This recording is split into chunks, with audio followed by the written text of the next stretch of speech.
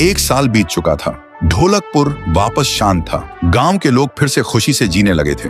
हर पूर्णिमा को लोग एक दिया जलाकर ठुन ठुन ठुन साहुर को याद करते थे। पर एक रात कुछ ऐसा हुआ जो फिर से सब कुछ बदल के रख दिया। लाशें फिर से मिलने लगी। हर 2 दिन बाद किसी न किसी के घर के सामने एक कटी हुई लाश पड़ी होती। गांव फिर से कांप उठा। एक दिन सब लोग महाराज के पास पहुंचते हैं और रो रो कर गांव की घटनाओं के बारे में बताते हैं। रात को महाराज 2 सेनापतियों से कहते हैं, जाओ और खोजो इस कांड के पीछे कौन है। लेकिन सुबह सिर्फ उनकी लाशें लौट कर आईं। एक का सिर था ही नहीं, दूसरे के पैर कट चुके थे।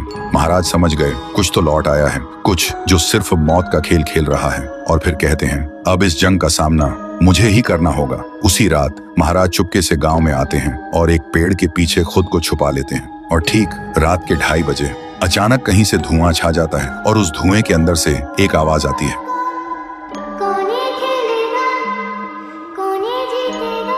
और फिर धुएं के बीच से निकलती है एक गुड़िया, गोल आंखें, एक बेजान सी मुस्कान, लेकिन चेहरा मौत का पैगाम। वो गुड़िया एक घर के गेट तक जाती है और बच्चों जैसा एक गाना गाने लगती है। उसके गाने की आवाज सुनकर एक आदमी बाहर आता है और अगले ही पल वो गुड़िया उसका सिर चबा जाती है। एक साल बीत चुका था। ढोलकपुर वापस शांत था। गांव के लोग फिर से खुशी से जीने लगे थे। हर पूर्णिमा को लोग एक दिया जलाकर ठुन ठुन ठुन साहुर को याद करते थे। पर एक रात कुछ ऐसा हुआ जो फिर से सब कुछ बदल के रख दिया। लाशें फिर से मिलने लगी। हर 2 दिन बाद किसी न किसी के घर के सामने एक कटी हुई लाश पड़ी होती। गांव फिर से कांप उठा। एक दिन सब लोग महाराज के पास पहुंचते हैं और रो रो कर गांव की घटनाओं के बारे में बताते हैं। रात को महाराज 2 सेनापतियों से कहते हैं, जाओ और खोजो इस कांड के पीछे कौन है। लेकिन सुबह सिर्फ उनकी लाशें लौट कर आईं। एक का सिर था ही नहीं, दूसरे के पैर कट चुके थे।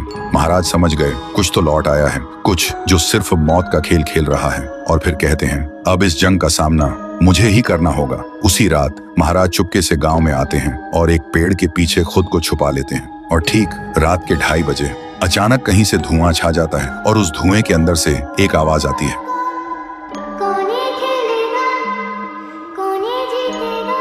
और फिर धुएं के बीच से निकलती है एक गुड़िया, गोल आंखें, एक बेजान सी मुस्कान, लेकिन चेहरा मौत का पैगाम।